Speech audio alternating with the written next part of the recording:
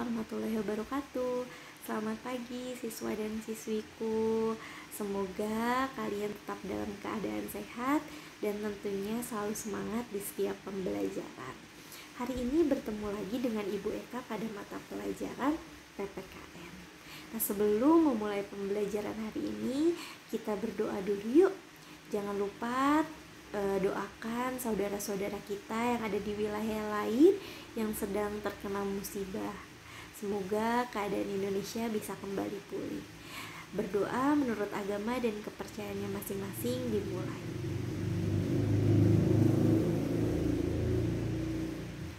Berdoa selesai.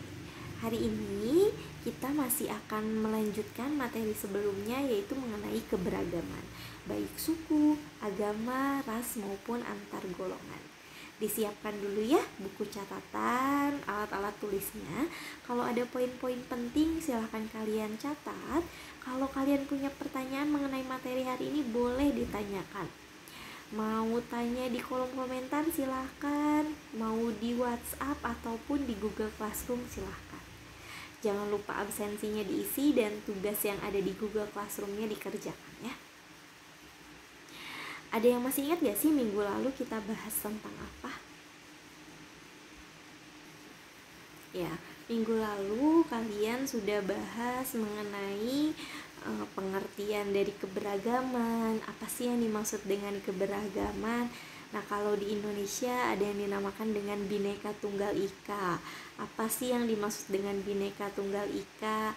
Apa sih asal mula dari Bhinneka Tunggal Ika yang sehingga sampai saat ini dijadikan sebagai semboyan negara Indonesia? Nah, hari ini kita akan membahas mengenai macam-macam keberagaman dan juga faktor pembentuk keberagaman itu sendiri. Nah, di sini yang pertama ini adalah macam-macam keberagaman. Keberagaman ini atau suatu perbedaan di dalam masyarakat ini, yang pertama ada keberagaman suku bangsa.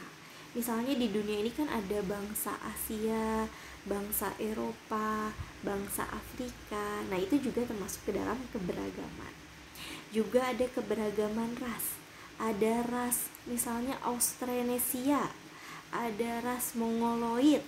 Nah, kemudian pola pikir. Misalnya kalian punya beberapa teman, meskipun kalian sangat dekat antara satu sama lain, tapi kan pemikiran kalian dan teman kalian yang lain kan berbeda. Karena itu juga termasuk ke dalam suatu keberagaman. Ya. Kemudian ada keberagaman pilihan atau keputusan. Misalnya dalam pemilihan ketua OSIS, kamu memilih ketua OSIS yang A nih, calon A, karena visi misinya bagus. Si B pilih ketua OSIS yang kedua karena temannya. Nah, itu boleh-boleh saja dan itu termasuk ke dalam suatu keberagaman.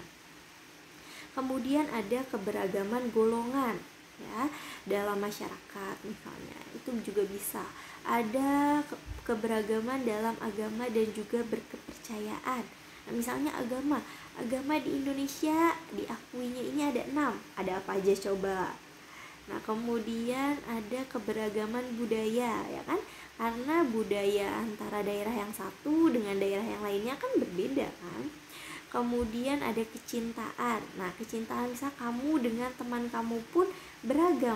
Misalnya kamu cinta terhadap olahraga misalnya, sehingga kamu punya mimpi ingin menjadi atlet. Sedangkan teman kamu sangat menyukai dunia seni, ingin menjadi penari misalnya atau penyanyi. Nah, itu juga termasuk ke dalam suatu keberagaman. Nah, di sini ada gambar-gambar dari keberagaman yang ada. Misalnya di dalam pertemanan ya, ada ras, ada yang berkulit kuning langsat misalnya dari orang-orang Asia, ada orang-orang yang berkulit putih ya dari Eropa, misalnya berkulit hitam dari Afrika. Nah, justru dengan adanya perbedaan ini pertemanan kalian bisa semakin kuat ya, bukannya semakin mudah dipecah belah. Justru harus semakin kuat, semakin toleransi, karena di sini dijelaskan bahwa masyarakat masyarakat yang beragam ini punya dua dampak. Ada dampak positif dan juga ada dampak negatif. Dampak positifnya ini ada yaitu sangat kuat ketika bersatu. Jadi keberagaman ini justru menjadi suatu kekuatan ya, tapi juga punya yang namanya dampak negatif. Dampak negatifnya itu yaitu mudah untuk diadu domba ya, rentan akan perpecahan. Jadi kita harus saling toleransi, saling menghargai dengan adanya keberagaman ini. Ya, di sini juga ada foto-foto yang bisa kalian lihat masing-masing. Kemudian selain keberagaman, di sini ada macam-macam keberagaman selanjutnya, yaitu adalah faktor-faktor pembentuk keberagaman. Karena keberagaman yang terjadi ini melalui proses yang sangat panjang. Nah, proses-prosesnya ini baik proses yang disengaja maupun yang tidak disengaja. Di sini ada beberapa faktor pembentuk keberagaman. Yang pertama adalah sejarah, letak geografis, kondisi iklim, ada akses transportasi dan komunikasi, juga ada keterbukaan masyarakat. Kita bahas satu persatu ya. Nah, di sini yang pertama ini misalnya faktor sejarah. Kita lihat ya, ada apa sih? Nah, ini adalah faktor sejarah dalam pembentukan keberagaman. Jadi, faktor sejarah ini termasuk ke dalam faktor perjalanan yang sangat panjang antara manusia pada zaman dulu prasejarah yang hidupnya berpindah-pindah. Karena manusia zaman dulu, manusia prasejarah ya, itu hidupnya nomaden, berpindah-pindah. Salah satunya itu untuk mencari daerah-daerah yang aman, misalnya yang banyak bisa bercocok tanam, banyak ini ya, misalnya dekat sungai karena bisa menangkap ikan. Nah, sehingga kan berpindah-pindah. Terus juga terjadinya proses pernikahan yang menghasilkan keturunan campuran, misalnya antara bangsa Eropa menikah dengan orang bangsa Asia, misalnya pada saat dulu zaman penjajahan. Nah, itu juga termasuk ke dalam faktor sejarah yang bisa membentuk suatu keberagaman. Kemudian juga ada yang disebut dengan terjadinya proses penaklukan atau penjajahan nih, misalnya antara Indonesia. Kan waktu Indonesia dijajah oleh Belanda, banyak orang Belanda yang datang ke Indonesia. Misalnya mereka menikah dengan orang pribumi. Nah, anak mereka juga kan termasuk ke dalam dari suatu keberagaman kan.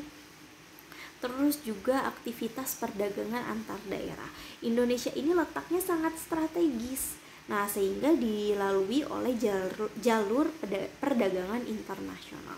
Nah, hal tersebut juga yang menjadi penyebab dari suatu keberagaman. Terus juga ada migrasi atau pengungsian, perpindahan dari daerah satu ke daerah yang lainnya. Nah, itu juga akan menghasilkan suatu keberagaman.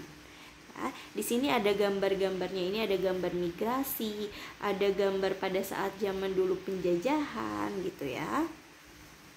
Nah, kemudian yang kedua adalah berdasarkan letak geografis. Nah, letak geografis ini sangat mempengaruhi suatu keberagaman.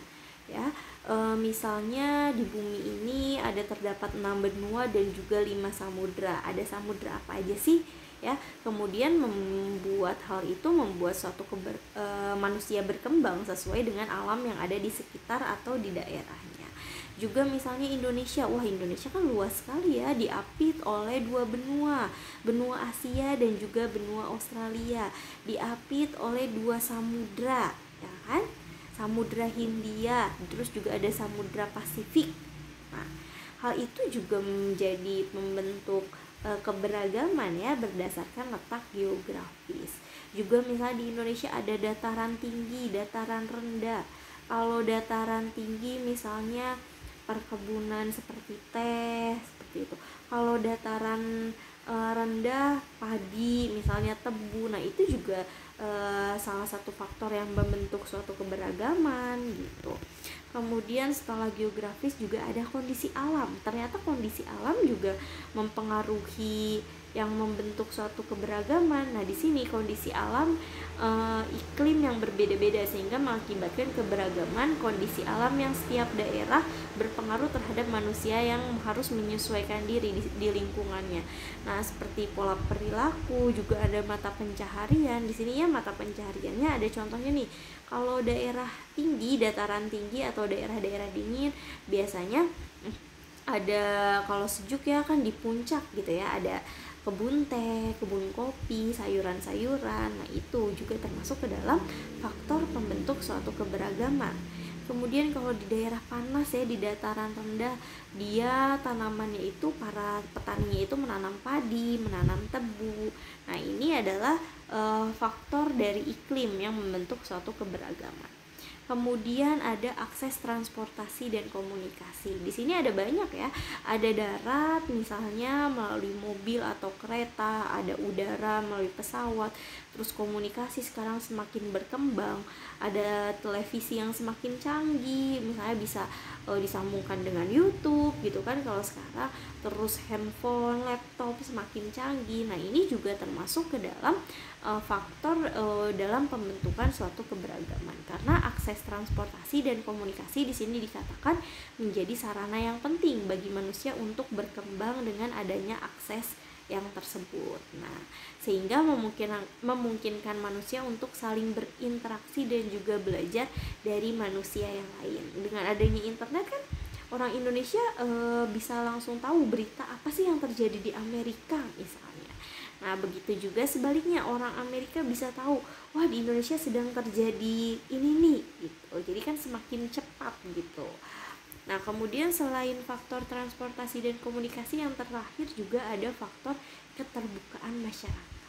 Jadi misalnya orang-orang di sini nih, misalnya di Pulau Jawa menerima masyarakat yang berasal misalnya dari Kalimantan, ya itu kan saling keterbukaan ya, sehingga membentuk suatu keberagaman. Di sini dikatakan, bisa kalian baca juga, keterbukaan masyarakat menjadi bagian yang penting dalam proses keberagaman, karena seiring berjalannya waktu, proses interaksi akan berdampak pada perubahan-perubahan baik. Nah, perubahan baik ini misalnya orang Kalimantan yang datang ke Jawa.